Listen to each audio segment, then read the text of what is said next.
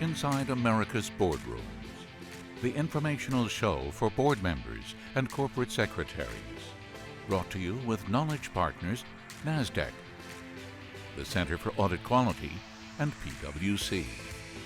Along with content contributors Equilar, Meridian Compensation Partners, Wilson Sonsini Goodrich and Rosati, R.R. Donnelly, and the Society of Corporate Secretaries and Governance Professionals.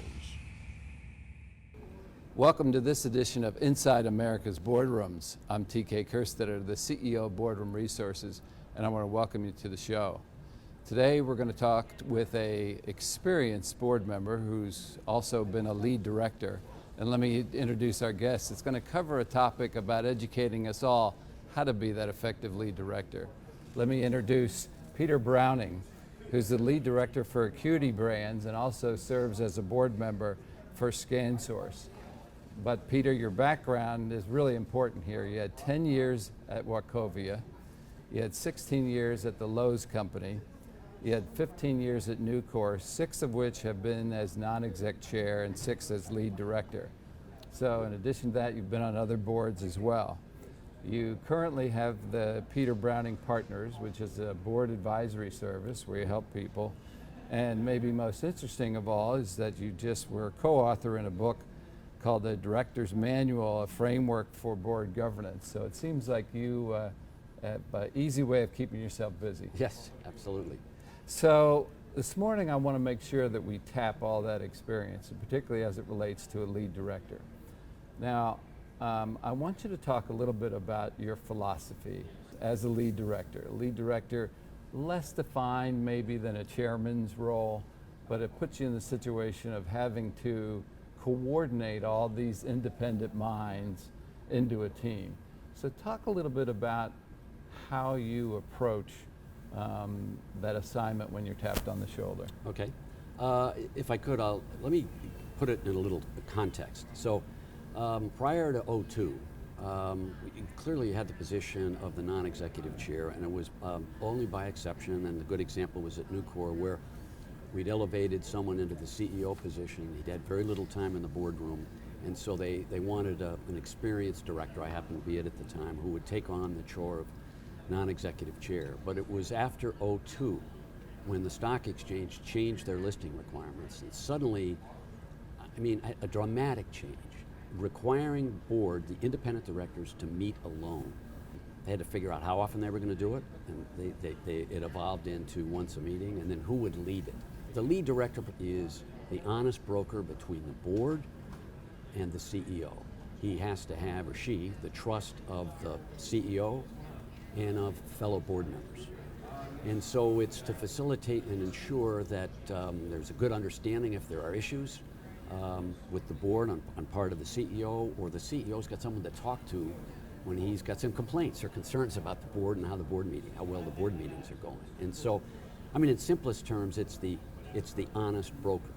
Now, you know, as we all well know, a board consists of independent directors elected by shareholders. And so the lead director, presiding director, and non-executive chair is not more equal, or first among equals, because when it's all said and done, you got one vote. And just because you're lead director doesn't mean you have you're more persuasive than others. So it's a very interesting role, and of course it's developed as people have criticized boards who have combined the chairman and the CEO. So you've got what is called the strong lead director that ISS says is okay as long as other issues are all right. And that is where the lead director can call an annual meeting, meeting of the board, where he's able to, he's involved in setting the agenda. Most importantly, when it's all said and done, it's the honest broker, the individual who does everything they can to assure that the communication is working well between the board and the CEO, and the CEO and the board.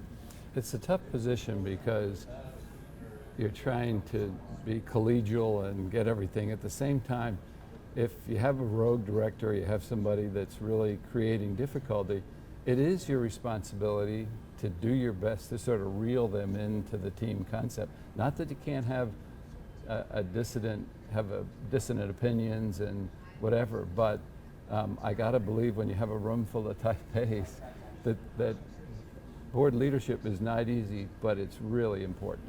Yes, absolutely, and we do have the issue, in fact I talk about it in the book, of how do you deal with a disruptive director. And the lead director plays a very important role, and no two boards are the same, no set of circumstances are the same, they're different, you have different types and styles of disruptive directors, and so that does require the lead director to get feedback from other directors, kind of offline, talking with the CEO.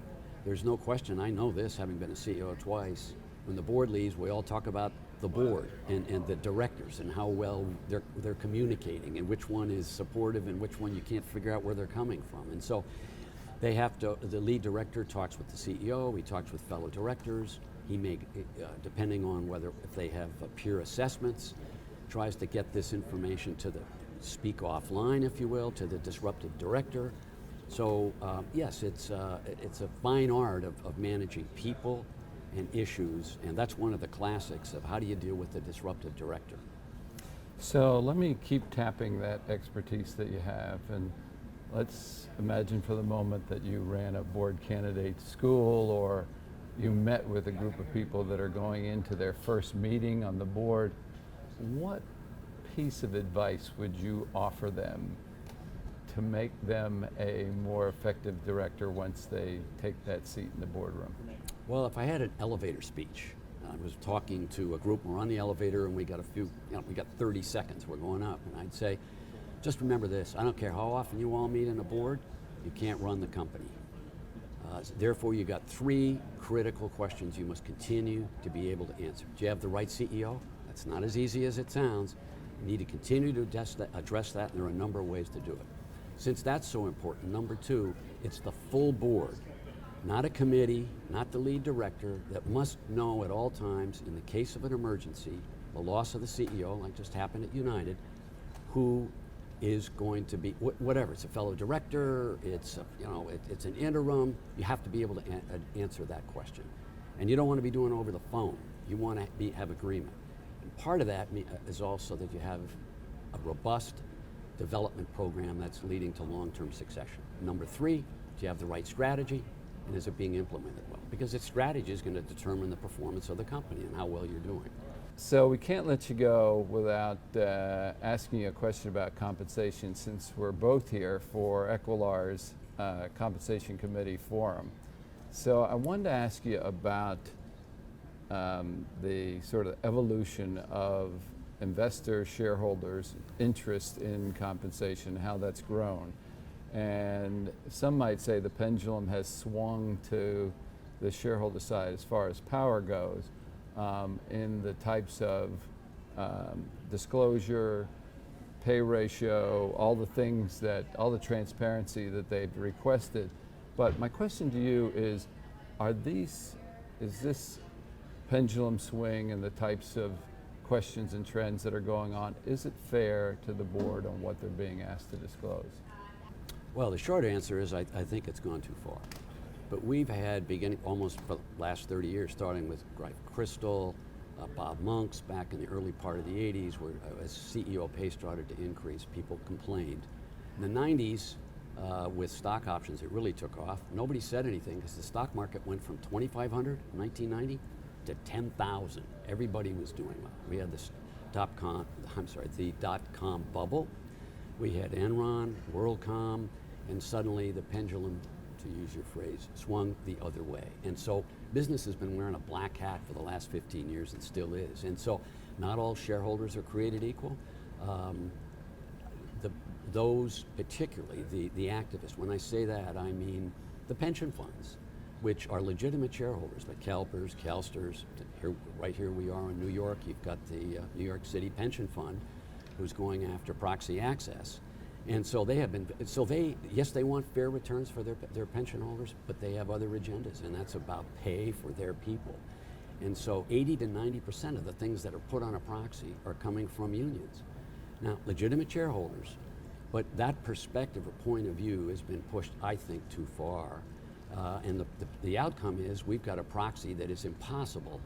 I mean, nobody reads, it's 80, 90 pages. We keep adding more and more information. So I don't think the additional information we're looking for is going to really add any additional insight.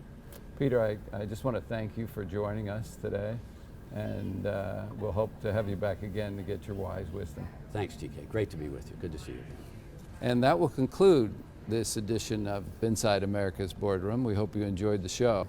We'll be back again next week where we take another look at a critical topic that'll help you be a better board member or committee member. So we'll see you then. Join us again next week for Inside America's Boardrooms. Brought to you with Knowledge Partners, NASDAQ, the Center for Audit Quality, and PwC.